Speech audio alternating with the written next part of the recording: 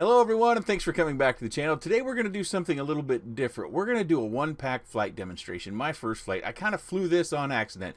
This is the Beta85 Pro 2. This is a relatively new whoop, and I will fly this more, but I wanted to test this out on you to see how you feel about me just going out, fly it one time, show it to you, see what you think. Is that worth doing, or should I hold back and just do things like I have been, fly them for a week, two, whatever it takes for me to get enough flights in it, and then post a review?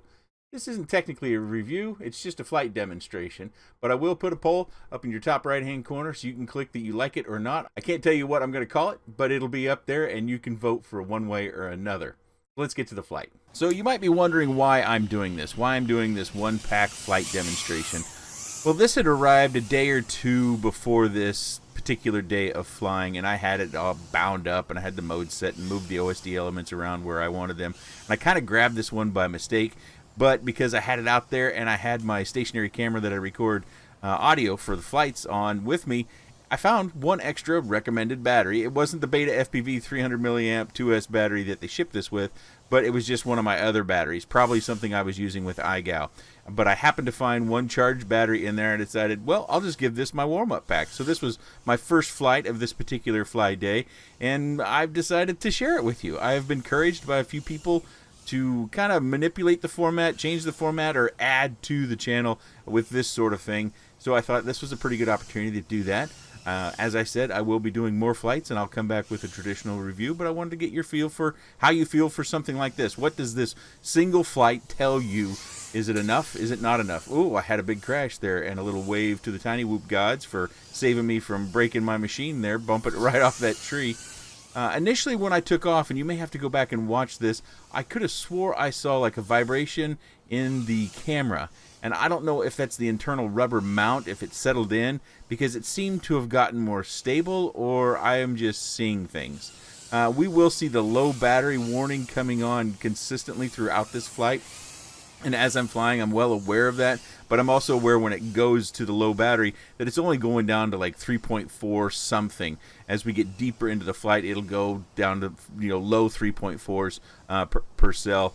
But it didn't really bother me all that much because, one, I wasn't thinking this would ever see the light of day. It was just kind of a warm-up flight for me to get ready, get my fingers limbered up and get my eyes and get everything loosened up for flight as we might do when we typically go out and fly. And it turned out to be not a good flight, but a reasonable flight, and it was a pretty fun flight. I actually enjoyed myself outside. Part of that enjoyment probably came from the fact that the weather was pretty nice. It was a little bit warmer than I had expected, and I didn't really have any wind. That was another big factor in why I flew it. It was so nice and calm. There was about a week to 10 days where our wind gusts were well into the 30s, and made doing much flying outside with micros kind of a chore, and this was fairly calm. I couldn't tell you how much wind I have, if there's much. Of course, in the backyard within the houses were well protected, so that made this an especially nice day to go fly a whoop type of vehicle out. And I should give a shout out to Mr. Shutterbug. I believe he has been working with Beta FPV on some of their products, and from what I'm seeing so far, yeah, it's pretty nice. I do think if we're going to fly it outside, going with a larger than recommended battery would be best. That way we wouldn't be annoyed at that low voltage warning, and we would actually be able to get a little bit harder on the throttle for a little bit longer. So I think it would very easily handle a 450 milliamp 2S battery, but they do ship it with a 300 milliamp battery, but that's not the one I'm flying. I'm flying a random 2S 300 milliamp battery that I had in my bag that just happened to be in there and happened to be charged. Likely, as I said, from iGal. I guess I could give you an iGal update. If you didn't hear, I'm out. I missed a couple weeks because of procrastination or weather, my own faults. Probably weeks where I could have successfully completed the trick or task.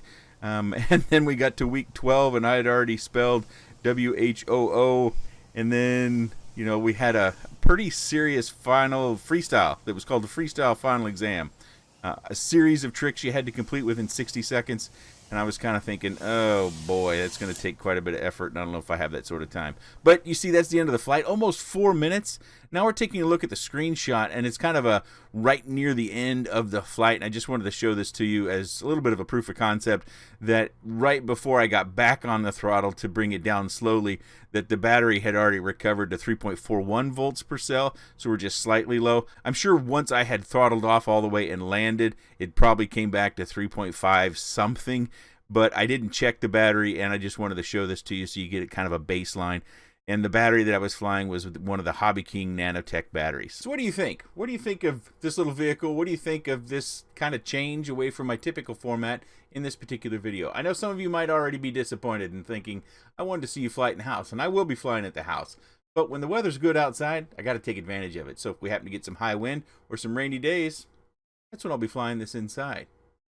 If you have any comments, questions, suggestions, or otherwise, please let me know in that section down below. I appreciate your time. And thanks for watching. I'm going to take a look at the Beta85X Pro 2. Nope, that's not what it's called.